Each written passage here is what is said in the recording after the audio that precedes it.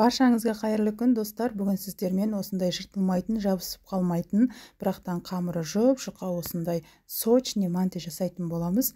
Ең бастысы қамырды қалай дайындау керек, оны қалай жаю керек, соның сырларымен бөлісетін боламын. Мантыларыңыз дәл осындай жұп-жұқа, қамыры сочный болып шықсын десеңіздер, видеоны өткізбей соңына дейін қараңыздар. Ыдысымызға бір жұмыртқа саламыз. Сосын 250 мл су құйдым, мұздай су.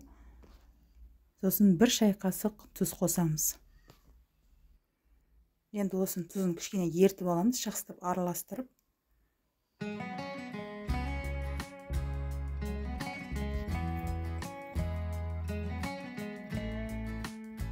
Онды қажетінше қосып отырып қамыр елейтін боламыз. Қамырды қаттылау етіп елеңіздер. Жұмсақ, былжыраған қамыр болмау керек. Қаттылау қамыр қылып елесеңіздер, сол кезде қамырларыңыз жайған кезде де, формаға келтірген кезде де өздеріңіз ойларыңыздағындай әдемі болып шығады. Піскен кезде де қатты жұмсарып, былжырап қалмайтын болады. Сол үшін қамырды барынша қаттылау қылып елеп алыңыздар.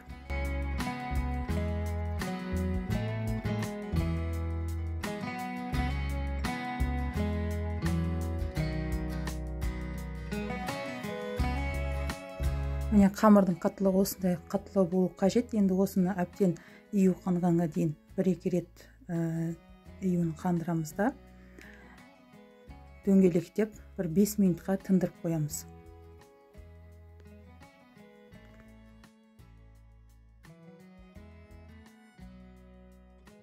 Бес минут тынып тұрған қамырды алып, тағы да қамырмен жұмыс жасайтын боламыз. Дәл осылай бар күштеріңізді салып, қамырды июі қанғанға дейін әдемілеп осылай илеп алыңыздар.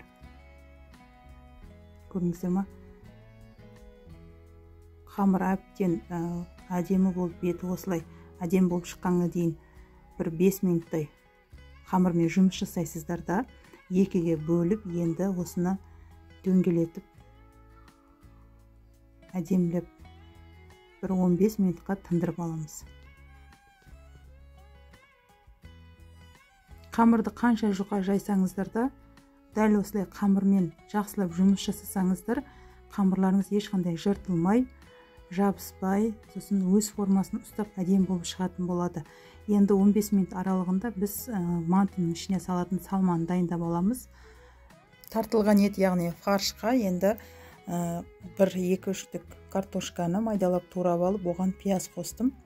Енді салмасын қалай дайындау өз қалауларыңызша. Картошканың орнына асқабақ қосуға болады. Қара бұрыш қосып жеріп, енді манты сочный болып шығу үшін 2-3 ас қасықта осындай сұйық май қосып жеріңіздер. Сол кезде манты құрғақ болып қалмайды, сочный болып әдемі болып шығатын болады. Міне осылай салма дайын. Не достар, мантының сочный әдемі және де жыртылмай, қамыры жұп-жұқа, бірақтан жыртылмай, жабыспай әдемі болып шығудың құпия сырлары осылай. Қамырмен жақсылап жұмыс жасайсыздар, қамырды қаттылау қылып илеп аласыздар. Сосын осылай қамырды 15 минуттан кейін жайып, формаға келтіріп, мантыны 40-45 минутқа пісіріп алатын боласыздар. Ең бастысы сол ережелерді сақтайтын болсаңыздар, мантілеріңіз сіз ойлағандай әдемі болып шығады. Міне кескен кезде осылай жинап алған соң бір 4-5 саусақ аралығында осылай кессеңіздер, сол кезде орташа үлкендікте болып шығады. Көрдіңіздер ма, қамырдың жұқалығы қандай жұп-жұқа қамыр. Кейбіреулер манты жыртылып қалмау үшін, өз формасын ұстау үшін қамырын кішкене қалыңдау қылып жаяды. Бізге қалыңдау қамыр ұнамайды, сол үшін осылай жұқа етіп жайсаңыздар да, бірақтан қамырмен жақсылап жұмыс жасасаңыздар, ешқандай жыртылмай, жабыспай шығатын болады. Егер сіздерге осы видео ұнаған болса, достарыңызбен бөлісе отырыңыздар, және де каналымды ары қарай даму үшін каналыма лайк басып, видеома лайк басып, комментария жазып, өз пікірлеріңізді жазып, тіркелмеген болсаңыздар, тіркеліп қойыңыздар.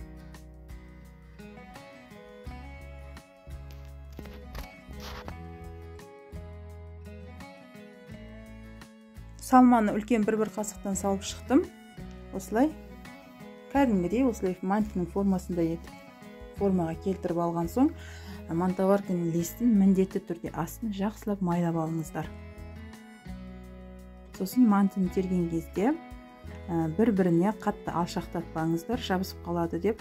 Ол кезде мантының формасы бұзылып, жалпиып кетуі мүмкін. Сол үшін мантылеріңізді осылай тығыздау етіп орналастырып шығыңыздар. Сол кезде өз формасын әдемі ұстап тұратын болады. Енді жабысып қалмау үшін осылай бетіне, жан-жағына осылай щеткамен, сұйық маймен майлап шығыңыздар.